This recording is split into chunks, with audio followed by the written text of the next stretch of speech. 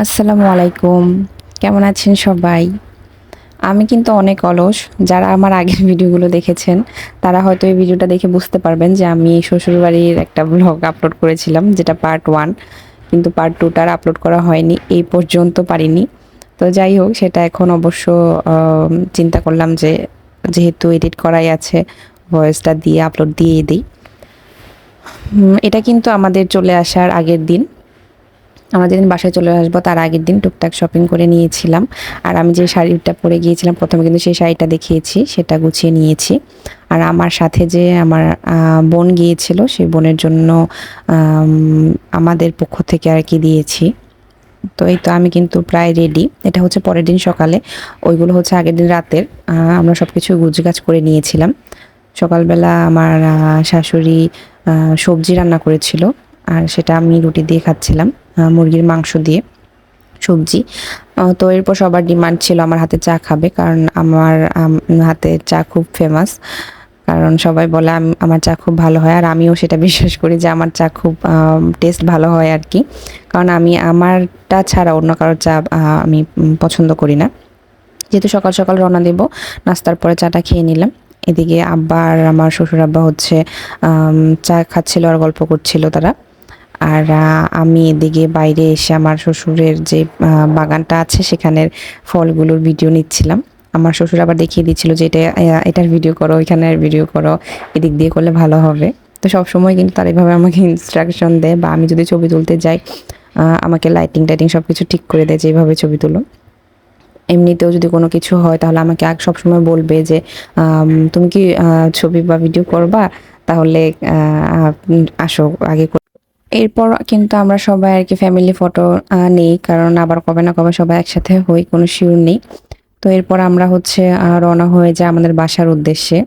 আর এখন আমি যে রাস্তাটার ভিডিও করছি এই রাস্তাটা আমার খুব পছন্দের। এটা সম্ভবত কোনাবাড়ি।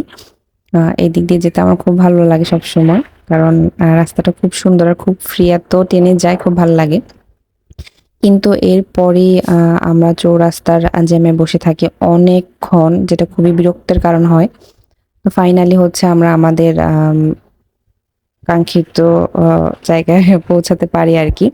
যদিও অনেক লেট হয়েছিল, তাও আসতে পেরেছি। এটাই অনেক, কারণ প্রচুর জ্যাম ছিল, ভেবেছিলাম আরো দেরি হবে হয়তো।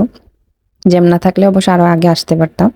তো আসার সাথে সাথে আগে ফ্রেশ হয়ে নিয়েছি, ফ্রেশ হয়ে সব জিনিসপত্র গুছিয়ে এদিকে আমার শাশুড়ি সব কিছু দিয়ে দিয়েছিল।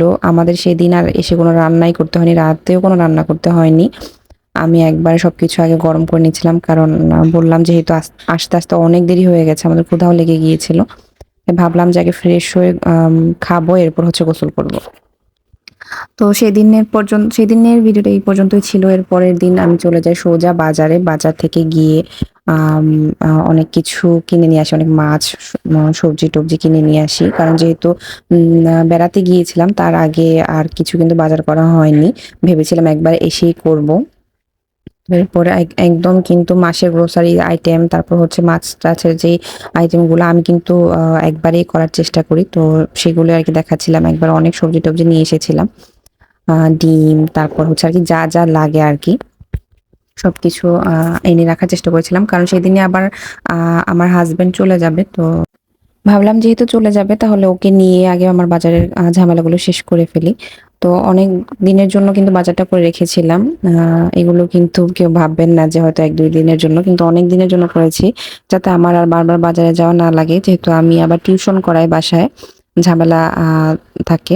আবার এছাড়াও আমার আবার টুকটাক কিছু কেনা ছিল, সেগুলোও কিনেছি। আমার প্রয়োজনীয় কিছু আ উম জিনিস আরকি। তো এই তো আ এতটুকুই ছিল আরকি আমার কেনাকাটা পর্যন্তই।